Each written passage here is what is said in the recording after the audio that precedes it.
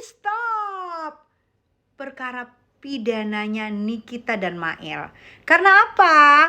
Ada edaran dari Mahkamah Agung mengatur tentang penanganan perkara pidana yang berkaitan dengan perkara perdata, khususnya terkait penangguhan atau penundaan pemeriksaan perkara pidana jika ada sengketa pemeriksaan pidana. Jadi, garis besarnya, kesimpulannya, jika sidang pidana belum bisa dilanjutkan jika masih ada sidang perdata yang masih belum diputuskan. Jadi istilah dikecilkan lagi, istilahnya perdata dulu, stop pidananya, baru setelah perdatanya selesai baru pidananya lanjut. Begitu, ada tuh edarannya. Yuk cari tahu yuk. Tuh ya, semoga cus kalau mau pidananya cepat, pihak sebelah Dokter Grey kalau mau cepat pidananya hadir dong sidang perdatanya biar cepet. Jadi perdatanya jelas baru pidananya jelas. Itu menurut edaran dari Mahkamah Agung. Kalau aku kan cuma menyampaikan. Iya, jadi aku juga bingung ya kenapa pidananya tetap lanjut. Padahal perdatanya kan masih sidang keempat dan kemarin-kemarin ditunda karena ininya mediasinya nggak ketemu, pihaknya Reza nggak pernah dateng gitu. Alasannya mungkin pertama kali apa ada urusan apa segala macam lah, pokoknya belum pernah datang di perdata. Jadi kalau menurut dari edarannya Mahkamah Agung harusnya perdatanya dulu selesaiin. Kalau mau buru-buru ke pidana, yuk kita selesaikan dulu perdatanya. Dateng mediasi, dateng Nikita Mirzani juga dateng, dan pihak Reza juga dateng. Nah kemarin Nikita Mirzani memang belum pernah datang di perdata karena kan kita tahu mana Nikita Mirzani ada lagi ditahan. Mungkin menyangkut izin, menyangkut segala macam bla bla bla bla, agak susah nih gitu ya. Makanya kemarin pas tanggal 1 Bang Fahmi itu punya ide gimana nih kalau disatuin aja sidang pidana sama perdata. Nah tapi aku tuh datang itu jam 9 sengaja ya, karena aku pikir perdata pagi nih jam 9. Tapi ternyata jam 10 langsung pidana. Perdatanya berarti tunda lagi gitu. Nah katanya pihak RG-nya sudah datang gitu, karena aku melihat pengacaranya memang ada. Tapi katanya pihak RG sudah datang, tapi katanya balik lagi disuruh pengacaranya karena ada demo gitu ya.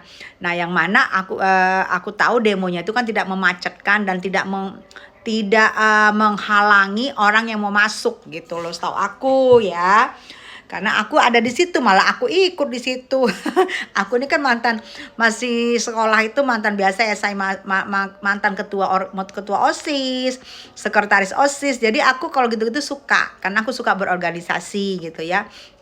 Nah, kalau memang ada himbauan dari edaran Mahkamah Agung bahwa dahulukan perdata. Jadi pidana perdata ini dahulukan dulu perdatanya jika ada. Di kasus pidana ada juga kasus perdata. Dahulukan dulu, tentukan dulu kejelasannya perdata ini gimana gitu loh. Jadi perdata ini nanti bisa jadi acuan di pidana ini. Aku rasa begitu. Makanya kan kenapa aku heran kenapa pidana tetap lanjut ya. Harusnya kan mendengarkan imbauan edaran Mahkamah Agung ini. Edaran Mahkamah Agung mengatur tentang penanganan perkara pidana yang berkaitan dengan perkara pidana, khususnya terkait penangguhan atau penundaan pemeriksaan perkara pidana. Jika khususnya terkait penangguhan atau penundaan pemeriksaan perkara pidana jika ada sengketa perdata yang perlu diputuskan terlebih dahulu. Jelas lugas di sini. Nah, kenapa nggak diikuti ya? Apalagi ada edaran Mahkamah Agung yang baru. Untuk yang ini yang lama, setahu aku sih enggak, ini memang ada gitu ya. Tapi nggak tahu kalau ada yang baru, aku nggak tahu ya. Aku belum baca ya. Nah, jadi aku mencari tahu gitulah.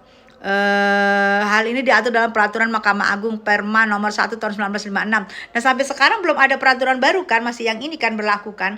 Berarti kalau masih yang ini berlaku, ini masih berlaku dong. Jadi perdatanya ditunda dulu. Pidananya ditunda dulu karena ada perdata yang belum diputuskan. Gitu. Bingung juga ya. Berikut adalah poin-poin penting terkait SEMA dan penanganan perkara pidana persamaan tuntutan perdata. Capek gue gini-gini saya. Kalian googling aja deh, kalian cari tahu. Aku juga googling cari tahu. Karena aku nanti mau live jam 12, aku tetap kalau mau live aku cari tahu dulu apa yang mau aku bahas, Jadi aku nggak ikut-ikutan lihat orang live, oh apa ya temanya, gue ngintip dengan akun fake gue ngintip, abis itu oh ini temanya, abis itu gue live, gue curi deh temanya dia. Itu aku nggak mau. Aku suka baca dulu, baca dengan jelas, baru aku temanya apa nih gitu. Nggak kayak buzer ngintip dulu pakai akun fake. Kalau aku live, baru apa yang aku omongin di copy paste. Jangan males ya gitu loh. Dan ternyata di sini mudah-mudahan di minggu depan di tanggal 8, kan nanti tanggal 8 sidang lagi tuh. Jadi sidang tanggal 8 itu adalah bahwa kemarin eksepsi penolakan dari Nikita Mirzani. Nah itu kan ada beberapa yang ditolak tuh kemarin. Nah nanti akan dibacakan penolakan apa diterimanya oleh JPU akan dibacakan tanggal 8. Nah, menurut dari pengacaranya sebelah, katanya ada yang diterima nih 2 gitu. Nah, yang diterima 2 apa? Nggak adi deh. Yang diterima 2 katanya, jadi mengarahnya pengen mencari 2 TSK lagi. Itu mengarah yang pihak sebelah. Nah, pihak sebelah kan dari dulu memang mau cari TSK 2 lagi tetap. Jadi mereka mau di satu LP ada 4 TSK gitu. Banyak ya, Wak. Kan udah ngelapor, Wak. Udah ngelapor ke Polela, Wak. Polela itu pengayom masyarakat. Kita percayain aja sama Polela, Wak. Ada azan. Ntar dulu ya. Aku berhenti dulu ya. Aku matiin dulu. Ada azan.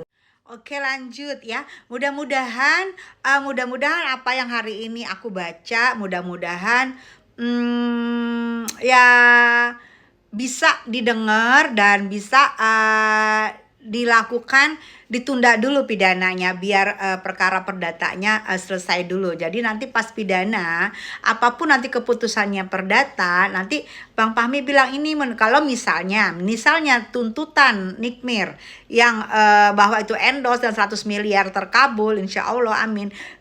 Bang Fahmi akan bilang waktu sidang di perdata, Pak maaf Pak, ini di perdata aja ini ternyata endorse loh, dan ini adalah bukan pidana loh, ini adalah semacam perjanjian semacam kesepakatan, karena ini disetujui oleh hakim. Bang Fahmi bisa ngomong begitu. Jadi kemungkinan pidananya juga akan gugur karena perdatanya disetujui. Nah itu jadi pentingnya putusan dari perdata itu kita tunggu, mau itu diterima mau enggak. Kalau gue sih yakinnya diterima, karena kenapa bisa ada kesepakatan untuk membayar dari 5 juta ke 4 juta, itu kan ada kesepakatan ya kan, tawar menawar, ada kesepakatan. Habis itu dari 5 juta ke 4 juta ada kesepakatan, terus ada kesepakatan lagi bayarnya 2 kali kesepakatan. Kalau nggak sepakat nggak jadi kan. Terus ada lagi 1 kali cash, 1 kali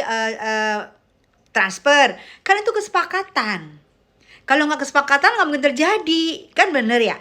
Kalau pemerasan mana ada nyicil, langsung aja cash, nggak mau tahu. Pokoknya gue maunya cash apa adanya lu, kan gitu ya. Jadi sebenarnya kalau kayak kita orang awam ini, apalagi gue emak-emak yang habis masak, habis nyuci, habis nyapu, banyak banget deh kerjaan gue. Yang taunya gue kalau pemerasan itu galak, harus ada gitu, harus cash, nggak boleh gue kasih cicilan. Kalau cicilan nanti bisa berubah pikir, nggak jadi meres kan gitu ya. Dan semoga bapak-bapak atau ibu-ibu, bapak-bapak, ibu-ibu dengerin ngomongan gue. Ada edaran Mahkamah Agung mengatur tentang penanganan perkara pidana yang berkaitan dengan perkara perdata. Mudah-mudahan bapak-bapak, ibu-ibu mendahulukan dulu perdatanya sesuai dengan edaran Mahkamah Agung. Tuh kan, gue nyanyi. Semoga ibu-ibu, bapak-bapak, semoga mendengarkan jeritan hati saya yang saya mau nyuci lagi. Saya mau nyuci, saya mau ngepel, saya mau nyapu halaman, saya mau bakar-bakar sampah supaya lingkungan saya bersih ya Pak ya Bu ya. Semoga tanggal 8 perdata dan pidananya ngikutin edaran Mahkamah Agung gitu aja Bapak Ibu ya. Oh iya, buatnya Mail dan Nikita, Nikita dan Mail, Mail dan Nikita, Nikita dan Mail. Semangat, semangat. Banyak yang dukung kalian, banyak yang doain kalian. Tetap yakinlah kalian bahwa kalian tidak salah. Tetap yakin kalian bahwa kalian benar ya. Apapun alasannya, kita pengen kalian bebas karena kalian bukan pembun-bun berantai, karena kalian tidak pernah merugikan negara, karena kalian tidak pernah namanya menjadi BD narkocoy, bukan hukuman berat buat kalian ya. Ini doa dari kita, amin. Jangan baper.